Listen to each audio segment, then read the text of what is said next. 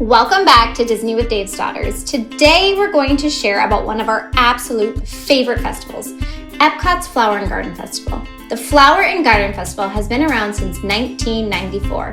That's right, they just celebrated 30 years of the Flower and Garden Festival. Every spring, Disney World pulls out dozens of gorgeous topiaries and flower displays and turns EPCOT into a gorgeous wonderland. The EPCOT Flower and Garden Festival usually begins in March and goes until early June. We'll share the exact dates for this year in the caption. Here is everything that you need to know about this incredible festival. The International Flower and Garden Festival is included in the cost of your admissions to EPCOT. There are tons of different topiaries that can be found throughout EPCOT. We love taking the time to notice the details on each of the beautiful characters and creatures. Do keep in mind that EPCOT is very big.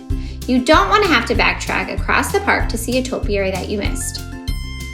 We'll share a full list of where each of the topiaries are in our blog post, which will be linked below. Some of the locations of the topiaries change from year to year, so be sure to reference that if you want to be sure to see specific ones. Of course, you'll often see some of the characters in the same or similar spots. For example, you'll usually see Beauty and the Beast in France and oftentimes see Elsa and Anna in Norway. But Disney will often swap spots around when new films are released. In addition to the topiaries, EPCOT has other plant displays throughout the park. One of our favorites in 2023 was a large tree made out of succulents that we found in Mexico. There's always new things popping up every year.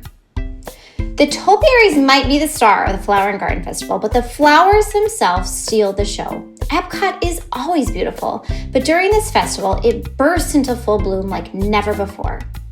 One of our favorite spots is the walkway between World Showcase and the rest of the park.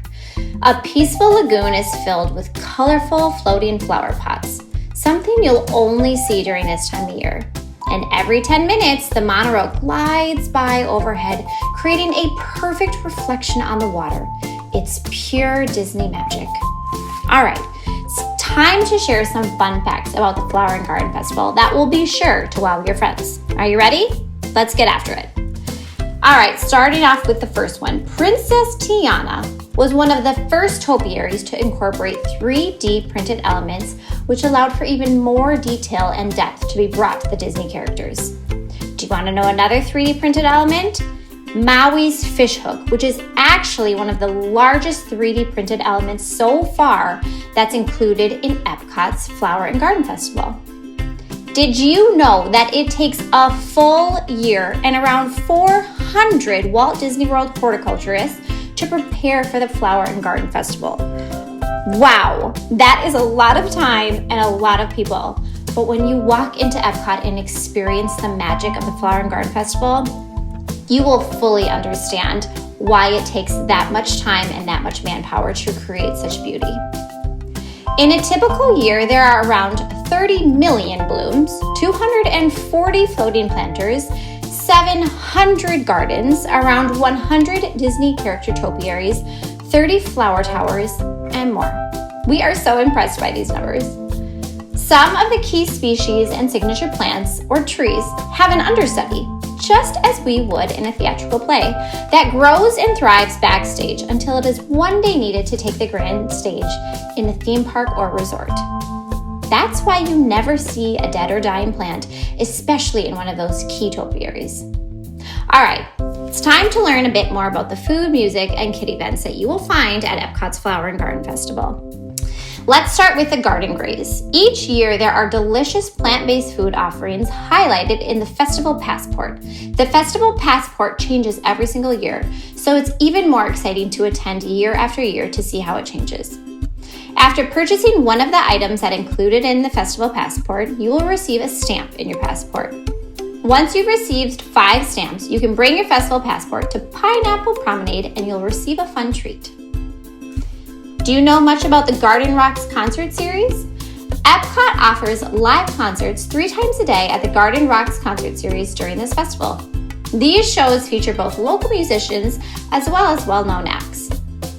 In the past, you've been able to catch artists such as Rick Springfield, 98 Degrees, Sugar Ray, and the Pointer Sisters. The act list changes every year, but there's always something for everyone. These concerts take place in the Garden Theater at EPCOT. Dates vary throughout the festival, and there are generally a few different showtime options each evening. This gives you plenty of options to choose a time that works best for your family. Garden Rocks dining packages are available at Spice Row Table as well as a number of other participating EPCOT restaurants. These dining packages give you guaranteed seats at one of the performances. Even if you're not planning to attend any of the concerts, it's helpful to be aware of the show dates. EPCOT tends to get significantly more crowded on concert days, especially in the afternoon hours. You may want to choose a different date to visit EPCOT to avoid the concert crowds. All right, moving on to the Flower and Garden Festival kids events. While the Flower and Garden Festival seems like it could be primarily for adults, don't worry. We're at Disney World after all. There are plenty of things for kids to do at this festival. EPCOT typically offers a few different kid-friendly activities. You'll usually find a butterfly garden where children will get a close-up look at butterflies. This is usually located near Imagination in World Nature. There's also scavenger hunts. Kids will follow Spike the Bee along his pollination trail, where Spike will be busy collecting nectar and pollinating gardens.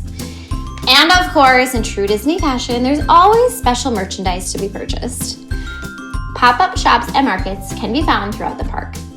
Special merchandise has included an Orange Bird collection, Spike the Bee collection, Alice in Wonderland collection, and special items if you're an annual pass holder.